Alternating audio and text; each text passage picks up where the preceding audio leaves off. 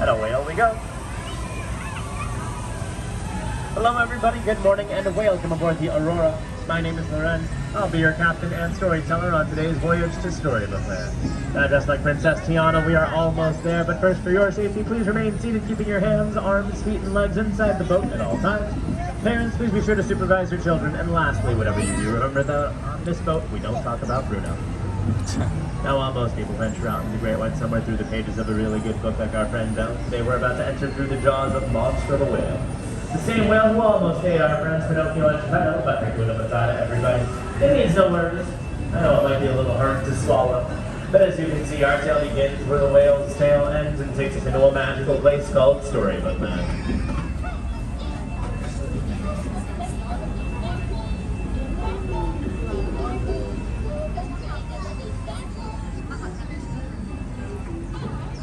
Now, if you thought Monster the Whale was scary, just wait until you meet the big bad wolf coming up on the left-hand side of the canal.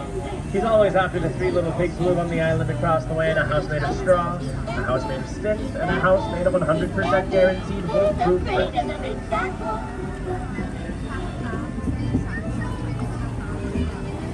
Our story is already taking a curiouser and curiouser turn as we approach the quaint English village of a little girl named Alice.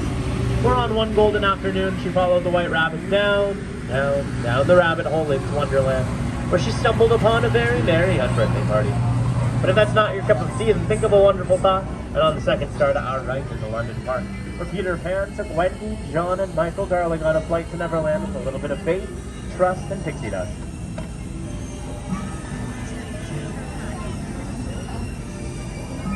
One jump ahead across the canal is Agrabah, city of mystery and enchantment, where a street rat named Aladdin stole the heart of a princess named Jasmine. Even though the evil Jafar stood in their way with a little bit of help from their friends, they were able to defeat him, and now they live in the Sultan's palace. Which means that in Agrabah, true love blooms just like the flowers on the archways that Aladdin and Princess Jasmine sort of over, sideways, and under on their magic carpet ride to a whole new world.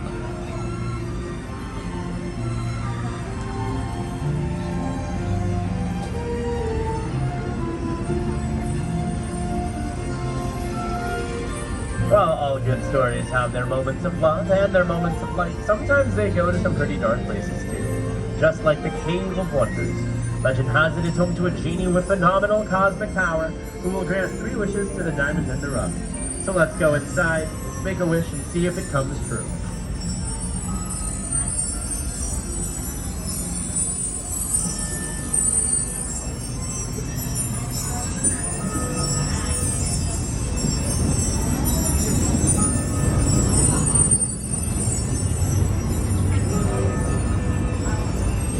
Made a wish for a safe place to stay, and on the right-hand side you'll find the cozy forest cottage of the 7 dwarfs, just like Snow White did as she fled from the kingdom. If you look closely, you can see their diamond mine, and if you listen closely, you can hear Snow White whistle while she waits. On the other side of the canal, Cinderella made a wish to go to the ball, even though Lady Tremaine left her at home.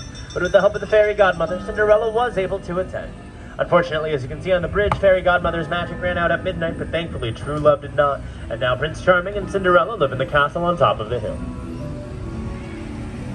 And if there's anything we can learn from Cinderella, it's that a dream is a wish your heart makes.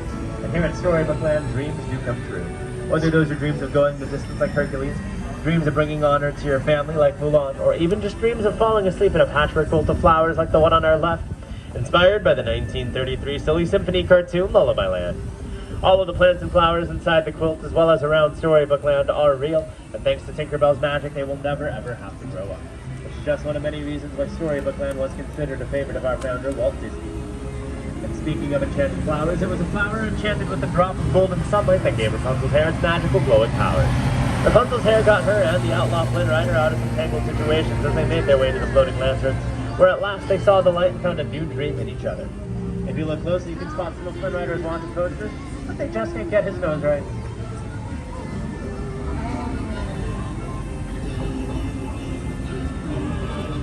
Rapunzel's best day ever involved the floating lanterns, while Mr. Toad's best day ever involves the motor mania, and not even the modest Mr. Mulkenstop. J. Thaddeus Toad Esquire lives in Toad Hall with its 7 chimneys and only 1 fireplace, but it looks like he isn't home right now, which must mean that he's off on a wild ride to nowhere in particular. And beyond Toad Hall, venturing into the unknown is the icy kingdom of Arendelle, where the sisters Anna and Elsa discovered something more powerful than Elsa's ice magic. An act of true love.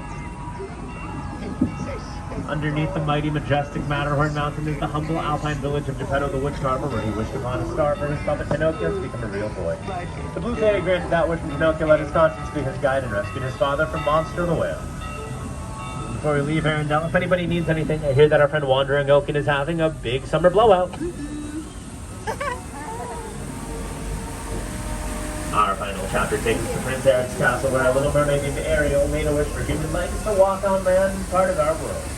Even though she left her friends and family behind under the sea to our left, just behind the waterfall, they knew she was living for happily ever after. Which brings our story to a happy ending as we return to the docks to remain seated.